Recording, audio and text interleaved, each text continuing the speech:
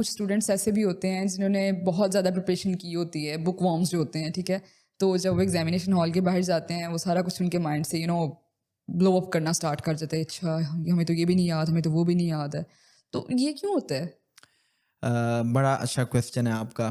थोड़ा-सा इस पे बोलना चाहूँगा क्योंकि अब मेरी भी एनर्जी जो है ना वो बोल के ट्रेन हो गई है और आई फ़ील कि मुझे अब कुछ खाना चाहिए। देखिए जवेरिया, ये चीज़ मैंने अपने एकेडमिक करियर में खुद महसूस की और मेरे जो उस वक़्त क्लास फ़ेलोज़ थे, तो वो क्या करते थे कि एग्ज़ामिनेशन हॉल के बाहर जो है ना किसी के दिल की धड़कन तेज़ हो रही है, कोई इतना परेशान है कि यार मैं फ़ेल ना हो जाऊँ, पता नहीं जो मैंने पढ़ा है वो एग्ज़ाम में आएगा या नहीं आएगा। इस फ़ियर को ओवरकम करने का बेस्ट वे ये है कि सबसे पहले आप जब भी एग्ज़ामिनेशन हॉल में आएँ तो आपको कोई ज़रूरत नहीं है गॉसिप्स करने की। हुँ, प्रॉब्लम ये होता है कि आपने एक चीज़ प्रिपेयर की होती है, आप अपने किसी क्लास फेलो से कहते हैं कि यार तुझे पता है ये वाला क्वेश्चन मैंने प्रिपेयर किया है, ये एग्ज़ामिनेशन में आ रहा है। वो कहता है नहीं, नहीं ये तो आ ही नहीं सकता। हुँ, अच्छा तूने वो वाला प्रिपेयर किया? नहीं, नहीं मैंने तो ये प्रिपेयर नहीं किया। उसी वक़्त आप अपने माइंड को ये सिग्नल देते हैं कि ये चीज़ तो मैंने प्रिपेयर नहीं की। आपको हुँ, स्ट्रेस मिलता है और उस स्ट्रेस में आपने जो चीज़ें रटी हुई होती हैं वो भी आपके माइंड से स्किप होना शुरू हो हुँ, जाती हैं। तो आपको कोई ज़रूरत नहीं है कि आप एग्ज़ामिनेशन हॉल के आस-पास आके गॉसिप्स करें।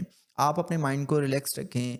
आप कोई तिलावत सुन लें, कोई म्यूज़िक सुन लें, जो दिल और करता अपनी है आप बुक्स को सुन बंद लें। कर दें। ठीक है? आप और मुझे उन स्टूडेंट्स की समझ नहीं आती कि जो एग्ज़ामिनेशन हॉल के बाहर किताबें लेके ऐसे पढ़ रहे होते हैं कि वही जैसे कह रही हूँ पता कि नहीं बुक्स को उन्होंने बंद कर टॉप कर दें। लेना है। हाँ, और भई आप एग्ज़ैक्टली। अपने माइंड को रिलैक्स करें। हुँ, एट 11th आवर कोई ऐसी जो है ना वो अनहोनी नहीं होने वाली कि जी आप सारी किताब को जो है वो याद कर लेंगे। बिल्कुल। जो भी आपकी प्रिपरेशन होती है it's all about your understanding, it's all about कि आपने कितना समझा है, कितना प्रिपेयर किया है। जो भी प्रिपरेशन होती है वो एग्जामिनेशन हॉल के बाहर बाहर आपने करनी है, वो करें। हुँ, और सेकंड थिंग इज़ के वो लोग जो कुछ ज़्यादा ही पैनिक हो जाते हैं, जिनको एंग्जाइटी फील होती है या पल्पिटेशंस होती हैं, मैंने लड़कियों में ये चीज़ बड़ी कॉमन देखी है। हुँ, लड़कियों को तो आई मीन मैदा उनका बहुत ज़्यादा ख़राब होना शुरू हो जाता है। तो आप क्या करें कि आप डीप ब्रीथिंग करें। डीप ब्रीथिंग करके आप सेल्फ सजेशंस दें और वो जो पॉजिटिव अफर्मेशंस हैं कि मैं बहुत पुरस्कून महसूस करती हूँ, मैं बहुत पुरस्कून महसूस करती हूँ, आई फील सो रिलैक्स्ड, मैं बहुत पुरस्कून महसूस करता हूँ। आप बार-बार ये पॉजिटिव अफ़र्मेशंस दें। जब आप पॉजिटिव अफ़र्मेशंस देते हैं तो साइकोलॉजिकली जो कन्वर्सेशनल हिप्नोसिस है उसकी मदद से आपका माइंड आपकी बॉडी को हुँ। रिलैक्स कर देता है और आप बार-बार खुद को ये सजेशंस दें कि मैं बेहतरीन तैयारी करके आई हूँ, मैं बेहतरीन तैयारी करके आया हूँ, मुझे कोई फ़र्क नहीं पड़ता। हुँ। जब मैं तैयारी करता था तो मैं एक बात शेयर करूँगा, लेकिन मैं थोड़ा-सा इतना शेयर करूँगा कि वो शेयर करने के काबिल है। ठीक है? चूँकि जो मेरे मेरे करीबी लोग हैं वो मुझे जानते हैं कि जब मैं पेपर देने जाता था तो मैं कोई इतनी तैयारी तो मेरी होती नहीं थी, बिकॉज़ मैं अपनी हायर स्टडीज़ में मैंने जॉब्स भी की हैं, साथ-साथ पढ़ाई भी की है। हुँ। तो मैं ऐसे तैयारी करने जाता था कि जैसे कोई जर्नल जो है ना वो जंग करने जाता है, अच्छा। और मैं एक तकरीर करता था कि देख लूँगा, मुझे कोई फ़र्क नहीं पड़ता। एग्ज़ैक्टली। मैं आखिरी दम तक इंशाल्लाह जो है ना वो आखिरी लफ्ज़ तक जो है ना वो लिखूँगा, जो भी मुझे आता है मैं लिखूँगा, और ये सिस्टम, ये एग्ज़ामिनेशन, मुझे इसकी कोई परवाह नहीं है।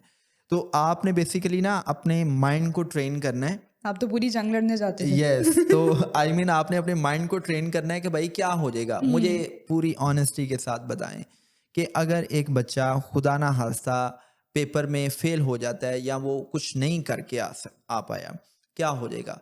आप अपने माइंड को ये भी ट्रेन करें कि what is the extreme level. भाई घर वाले ताने देंगे, घर वाले बेइज्जती करेंगे, हुँ। अब्बा जी कोई 5-7 थप्पड़ मारेंगे, हुँ। या बड़े फूफा जी की कुछ कॉल आ दिन जाएगी कि नाराज़ हो आपने जाएँगे। हमने अब जो है ना वो आपकी तरफ जो है ना वो रिश्ता नहीं करना। हो भाई कुछ भी नहीं होता। ज़िंदगी जो है वो एक बहुत बड़ा चैप्टर है। हुँ। हमने एग्ज़ाम्स को हमने पूरी ज़िंदगी समझ लिया होता है। हम समझते हैं, अब मैंने बहुत से बच्चों को ये बात कहते हुए सुना है कि बस मेरे मैट्रिक में नंबर आ जाए ना तो मेरी ज़िंदगी सँवर जाएगी। और हुँ। ये बात उनके माइंड्स में डाली जाती है कि भाई ज़िंदगी मैट्रिक में नंबर लेना है, ज़िंदगी एफएससी में नंबर लेना है, ज़िंदगी जो है वो मेडिकल कॉलेजेस, इंजीनियरिंग यूनिवर्सिटी में एडमिशन लेना है। बिल्कुल। और भाई ज़िंदगी एक बहुत बड़ा चैप्टर है, ज़िंदगी आपकी यहाँ पर ख़त्म नहीं हो जाती। आपने ज़िंदगी की बड़ी शेड्स देखनी होती हैं, हुँ। राइट? तो ये तो एक लाइफ़ का एक आपका छोटा-सा चैप्टर है। अभी तो आपने प्रैक्टिकल लाइफ़ का आगाज़ भी नहीं किया होता। सो इसलिए अपने माइंड को प्रैग्मेटिकली आप ये ट्रेन करें कि भाई कोई फ़र्क नहीं पड़ता, मैंने अपनी तैयारी की है। देखें, तैयारी करना आपका काम है। जब आप तैयारी करती हैं तो तैयारी आपको स्ट्रेस से निकालती है, आपको यूज़ स्ट्रेस से निकालती है, आपके अंदर एक कॉन्फिडेंस बिल्ड करती है।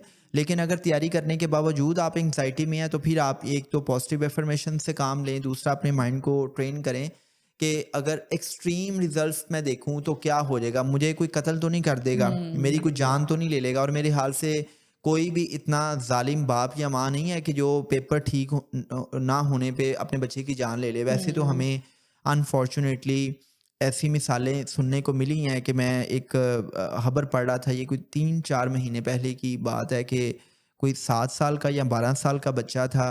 और ये केपीके की बात है या गिलगित बल्तिस्तान की बात है कि बाप को पता चला कि उसके नंबर नहीं आए, उसने उसको इतना मारा और उसकी जान ले ली। ओ तो ऐसी भी हमें मिसालें मिलती हैं। तो उसमें ये है कि कोई आपकी जान नहीं ले लेगा, ये ज़िंदगी इधर एग्ज़ाम्स पे इन चीज़ों पे नहीं ख़त्म हो जाती। ज़िंदगी बहुत बड़ी है, बहुत सी बिल्कुल आपको चांसेस मिलते हैं तरक्की करने के। अपनी पूरी एफ़र्ट करें,